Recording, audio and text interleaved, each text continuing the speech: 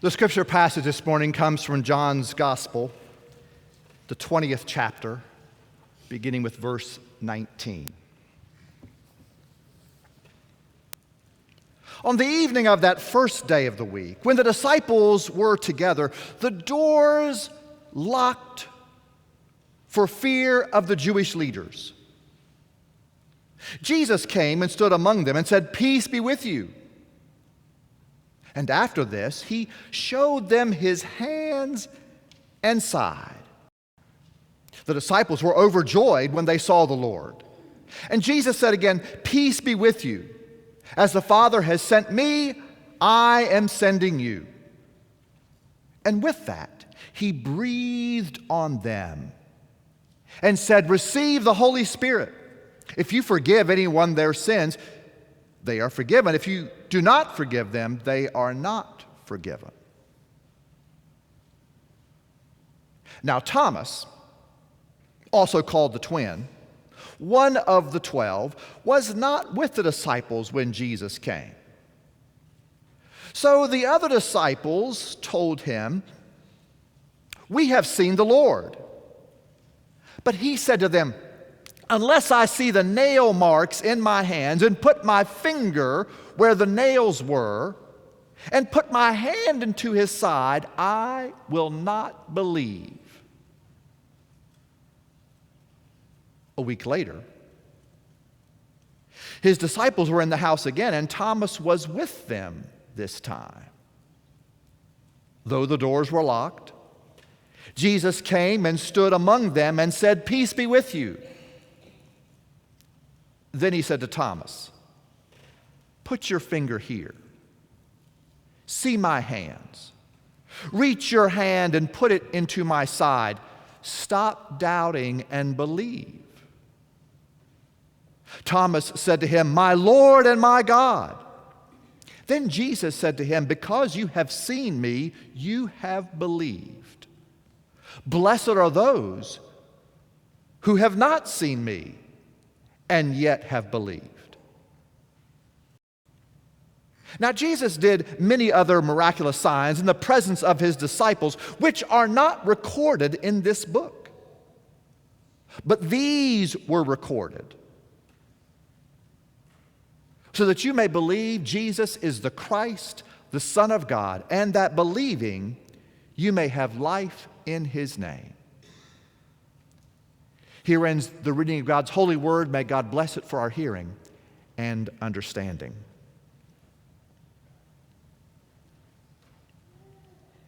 Poor Thomas. He gets a bad rap this time of year. The story of his skepticism is almost always read the Sunday after Easter. Doubting Thomas, we call him. Doubting Thomas didn't believe that Jesus had really been resurrected. He would believe it when he saw it. So sure enough, the very next week, Jesus shows up again meeting his disciples and shows Thomas the scars in his hand. Now, one reason this passage is almost always read the week after Easter is because the text itself, that Jesus returns back to the disciples and Thomas the week following Easter. And when Jesus arrived in their hideout, which was probably the same place where they had had the Last Supper, Jesus goes straight to Thomas and shows him his hands and invites him to put his finger in his wounds. And Thomas believes. Unfortunately for him, believing Thomas never stuck. What I really like about Thomas is that he asked the question that was on his heart. He didn't just bury it. He didn't just go along with the other disciples when deep in his heart he really wondered, did they really see Jesus? Or in what way did they see him? He stuck with his question and kept pursuing it and asking about it. Often we feel uneasy asking questions about God. We feel like we as Christians are supposed to have people who have answers, not questions. And when others around us seem to have so much more certainty about their beliefs, we are less willing to offer up our questions. This is the problem with calling Thomas Doubting Thomas, isn't it? We say Doubting Thomas as if he were less faithful than the rest of the disciples. Of course, they had physically seen Jesus, right? They had had a chance to see him and to touch his wounds, to figure out their own sense of how he was here. Just as Thomas desired, but he was not with them the day of Easter. The fact is, when all the rest of the disciples were like Thomas, when all they had seen were the folded clothes and a missing body and an empty tomb, none of them ran through the streets of Jerusalem saying, "Christ is risen! He is risen indeed!" No, they were locked up in this room, hiding from the Jewish leaders.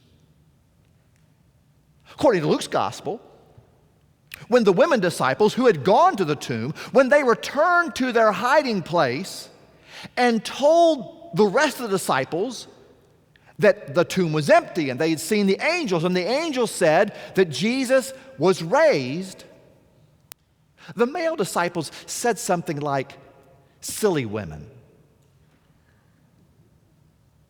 Of course, that would go down in history as one of the faith mistakes of patriarchy. Thomas, you see, was no different than the other disciples. He just didn't have the same experience that they had had. He was the one missing when Jesus first appeared to them. And therefore, he was the one that kept pushing the questions. Why is it that we as the church are so uncomfortable with questions?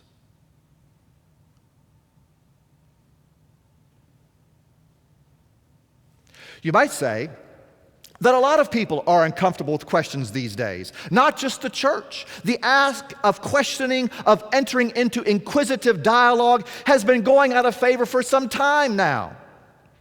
Questions rock the boat, upset the equilibrium. Why question someone? Why question an idea when it's a lot simpler just to presume you have it all figured out? We are having difficulty as a society talking and discussing things together. News channels target their message to a particular audience. Social media puts us in this algorithm loop where we keep seeing the same things over and over again. We only see the same things that we already believe. Misinformation, disinformation plague the internet. When someone offers an opinion with which we disagree, it is becoming more socially acceptable to shout them down, something that would have been considered rude and bad character a generation ago. College campuses are having big discussions about what freedom of speech means. Universities are criticized on the one hand by students and parents who say they are not protecting them from harmful speech, and then on the other hand from students and parents who say they are not protecting their right to speech. I feel sorry for college administrators that have to navigate through this climate. Why are we, as a society, so uncomfortable with questions and inquisitive conversations? This mindset that we should only talk with people who think like us, only discuss things in our own little echo chambers, is exceptionally shallow and weak. and in the long term will erode the Christian church's reputation for truth and lead our society to ill-informed decisions and failed innovations. Questions are good for faith, good for ideas, good for society. If the marketplace of ideas is shut down and we only listen to people we agree with, then ignorance will be the only winner in faith, in civil society, in science, and in governance.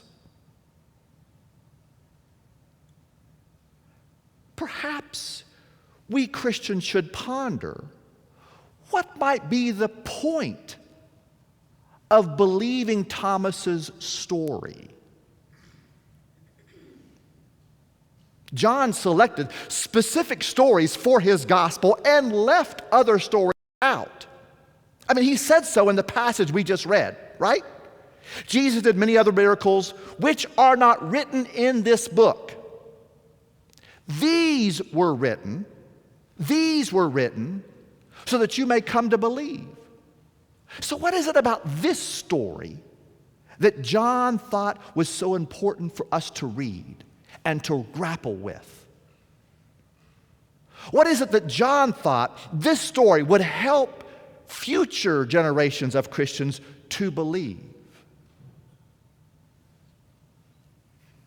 The conventional meaning of this passage is that it reaffirms readers and hearers of the story who have not seen Jesus and yet have believed. And I suppose people like us, living 2,000 years after Jesus' life and death and resurrection, can take solace in that. We are those who haven't seen and have yet believed. We are blessed according to John's gospel. But you can't get to that affirmation until you follow Thomas's pathway. His refusal to just go along with what the others told him, and his insistence that he wanted to see for himself, should be an example for all of us to follow. Because Thomas questioned, he got to see Jesus.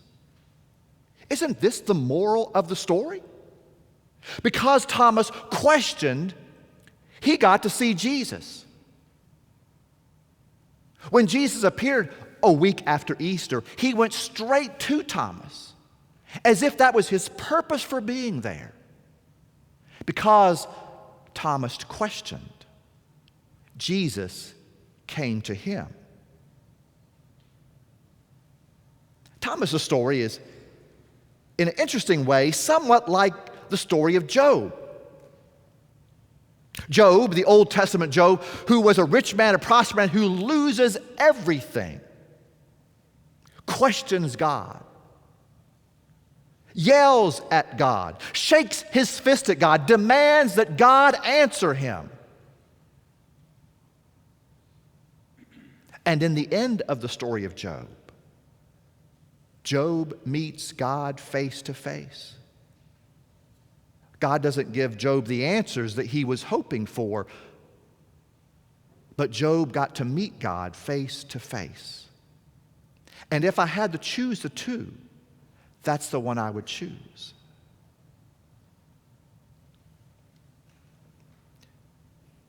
See, here's the thing. Whether we ask the question that's on our mind about faith at church or in Sunday school or with a trusted friend, whether we ask the question or not, it's there in us. God already knows it's in us, so why not ask it? Why not put it out there? Why not explore it? Why not have a conversation with people who might have some ideas with you or maybe even disagree about it? But the conversation brings all this together, brings the Spirit of God in with this conversation. If it's already in you, you might as well ask it. In an age where truth is fungible and where alternative facts are sometimes suggested to be as worthy as measured facts, it seems imperative for people of faith and people of goodwill to be doubting or believing Thomases. The book of 1 John instructs us to test the spirits. Do not simply believe every spirit, but test the spirits to see whether they are from God. 1 John chapter 4, verse 1. To test the spirits means to question, to discuss, to probe for God's truth. We can't be like Thomas and get to put our fingers in Jesus' hands. So the only thing we can do is to question and to talk and to discuss and to listen with one another. There are so many places in our country and in our world where questioning Christians are needed to probe for truth, particularly areas where controversial subjects shut down debate and discussion and leave the talking to extremists who just shout back at each other. For instance, the education of our children and the advancement of our nation are poorer if we leave the scientific debates only to scientists who, on the one hand, may be weary of religious intervention, and people of faith, on the other, who, for whatever reason, refuse to question their faith in light of scientific discoveries. If we, as the church, cannot bring these folks together in seeking God's truth, then who can do that? Who can bring science and religion together if not the church? This is true with so many other things in life. If people of faith don't stand up and question poverty in our nation and voice the call of God's economic justice for all people, then who's going to do that? If people of faith don't stand up and support the need for good law enforcement and God's justice that all citizens should be equally protected and served, then who's going to do that? Who's got a tent big enough to bring people together? If people of faith don't stand up and question the way we are treating the environment and to voice the call of God's caretaking of this earth, then who can do that? Questioning Christians, the church, are needed to bring all these parts of our society together. You see, we of all people are free to question and to probe all things for God's truth within an open mind because we celebrate that Jesus Christ has been raised and death has been defeated. So we are free to question without fear. We question in order that we may believe.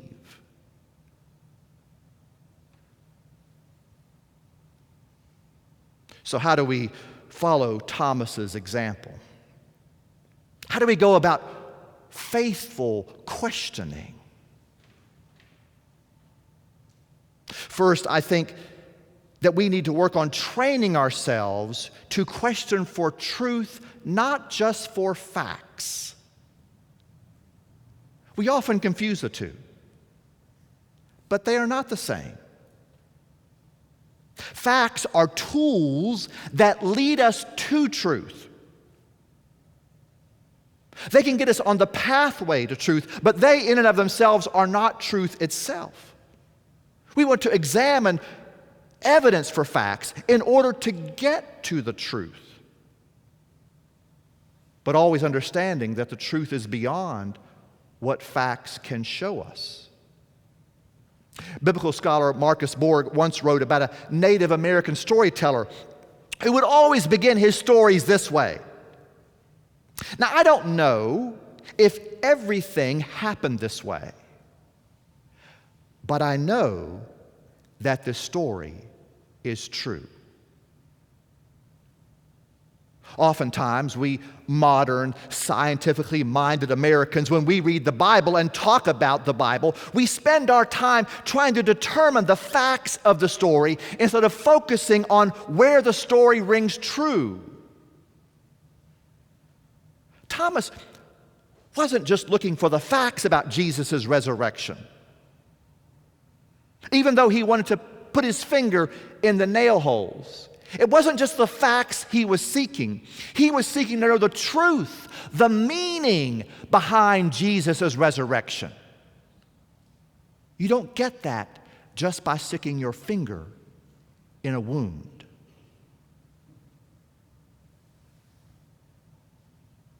Secondly, faith is not a problem to be solved.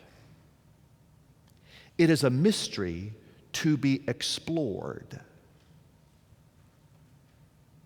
Problem solvers are always going to solve problems, right?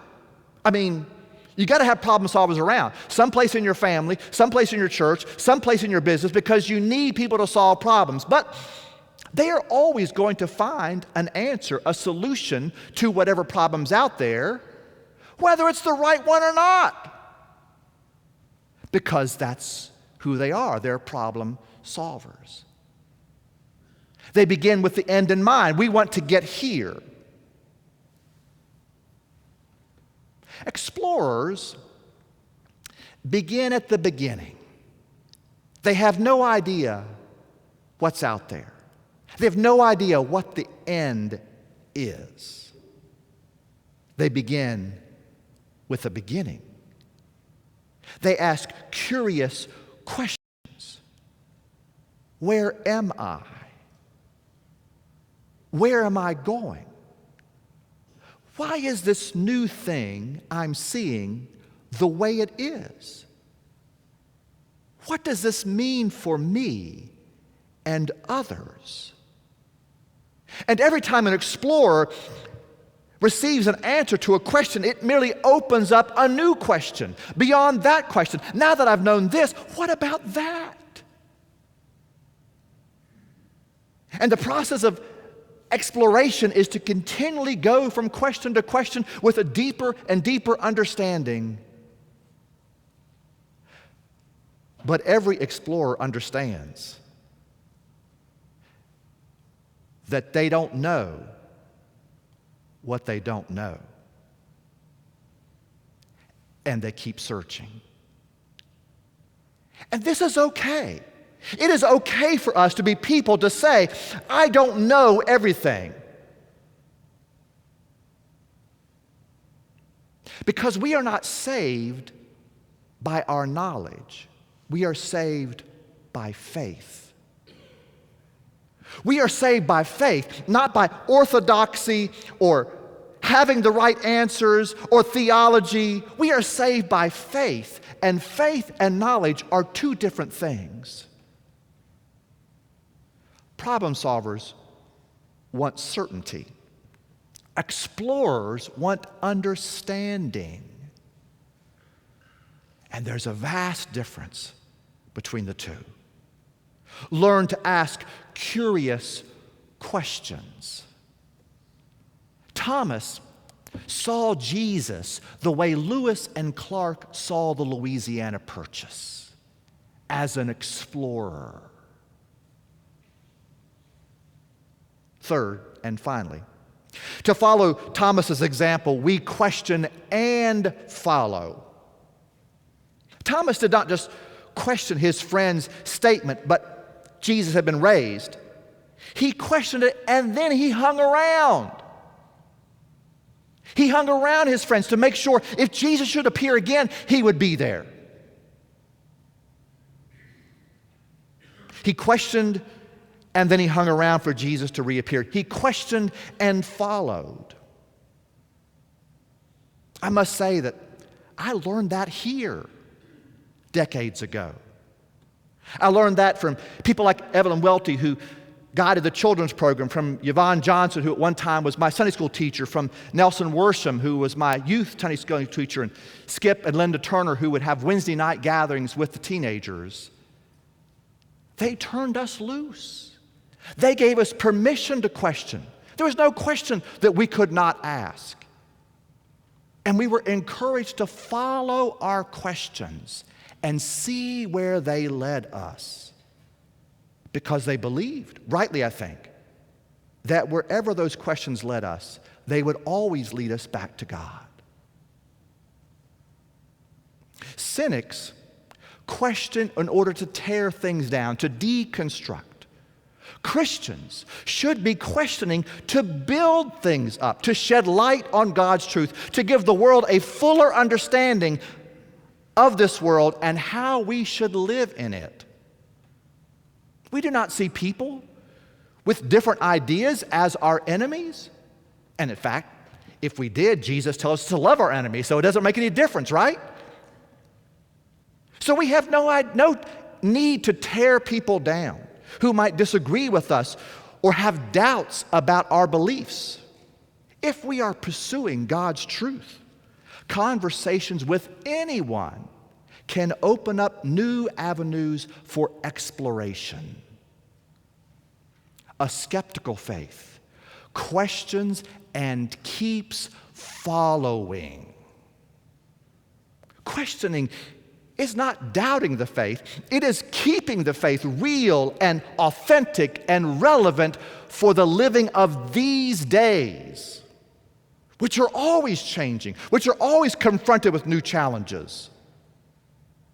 As Thomas saw Jesus after he doubted the disciples, as Job met God face to face with his hard questioning, as First John commands us to test the spirits, let us practice the art of faithful questioning so that we and others may fully see God's truth in this world and in one another. Friends, Christ the Lord is risen. May we be believing Thomases, pursuing questions that are deep in our heart until the risen one is revealed to us again and again and again. Amen.